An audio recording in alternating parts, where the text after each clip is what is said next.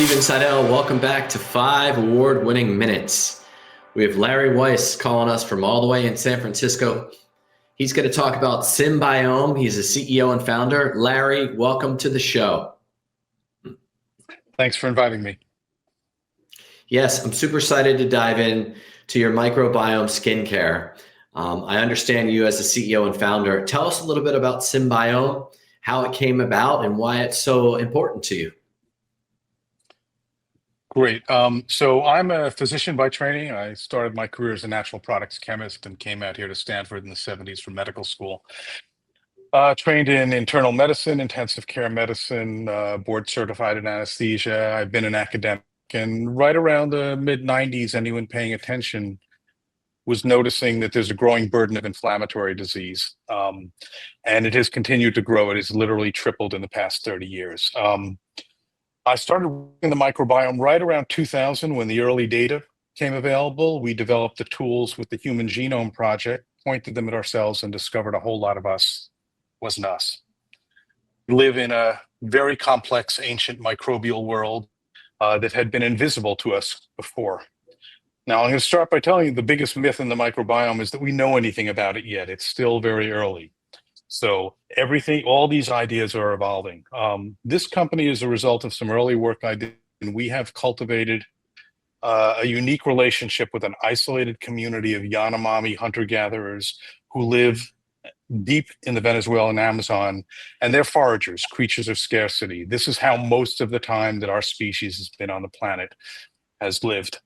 What makes them interesting is they don't have any of the diseases that we have today. In terms of their skin, things like acne, eczema, rosacea, and psoriasis don't exist anywhere.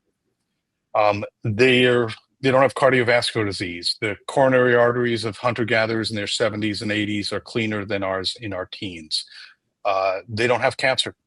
They don't sunburn. And this was the native state of our species, Homo sapiens, until we left living in nature as foragers, and we started to develop things like agriculture, which cut connections with this relationship. We have run 3 research expeditions, and we've created the most complete survey of what a biologically intact human microbiome looks like in a disease-free population. Now, before we go any further, I just want to talk about what the microbiome is, because the answer you usually hear from people is these are the microbes that live on and in you. And that's generally an unsatisfying answer for most people for at least 3 reasons. The first is we're asking you to believe in this powerful, invisible force that has a great influence on your life. And that sounds like the purview of religion. Second, everyone already has a pre-existing adversarial relationship with the microbial world, a general belief that it's trying to make us sick. And third is they'll then go off to Dr. Google or somewhere and they'll come away completely confused. Let me make it clear. Your microbiome is part of you. It's as much a part of you as your heart or your lung or your liver, your kidneys or your brain. It's just been invisible and you can't feel it. We now have the tools to make the invisible visible, and we have built a reference point of what it looks like when everything was intact. And we have been able to take that reference point to restore things that we have lost. Now, I want to be clear, we can't put the missing microbes back. We've lost 80% of the diversity as our evolutionary legacy. What's even more important, it's not the diversity that we lost, it's actually their functional contribution to our health. But I now know what that looked like, and what we have done is we have built precision ferments using these microbes to restore what we've lost, to restore health. Everything that I train to do in medicine and everything we do today is we fix broken stuff. You come in, you've got the disease, and what we do is we give you something to fix that disease. Now that I know what it looked like, that we know what it looked like, when it was not broken, we can do something we could never do before, which is to restore health. But if I'm going to do that, we need to come to an agreement about what that word means. Because generally people think of health today and what they think is not being sick. That's what health is. But from an evolutionary biology standpoint, health is the resilience in response to stress, the ability to bend. They bend, we break. We now have the tools, these precision ferments, to restore that. And we have used this starting with skincare. with Symbiome to build a unique set of products that are based on this evolutionary reference point.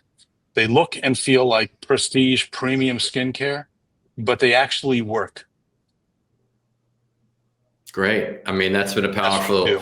We're just about out of time, but you did tell me a lot of information in that time frame. One final question: in terms of this powerful skincare that actually works, how do you know that it works? If you could sum it up, where has the success been seen? Well, there's a couple of different places, and I will also tell you that the amount of research that needs to be done to validate that, there's still a lot of work in front of us. So we have Sure. validated this in terms of how people respond to it, but you're going to hear this from me a lot, which is it's still early. We still don't have Still early. certainty, and so we are on a long journey. Our relationship to the microbiome, at some point, everything that we eat, everything that we put on our skin, our agriculture, our healthcare is going to be transformed for the better by things that we have still yet to learn about our relationship to this ancient global microbial ecosystem where we evolved and it nurtures us. But again, it is still early. I have one helpful tip for your listeners. The biggest impact you can have on your gut health is to eat more fermented food. Not fermented food with sugar in it, but more fermented food. That has been well validated, more than probiotics, more than almost everything else. Start eating fermented food, whether it's kimchi or sauerkraut or yogurt, Greek yogurt or yogurt without sugar in it, or kefir.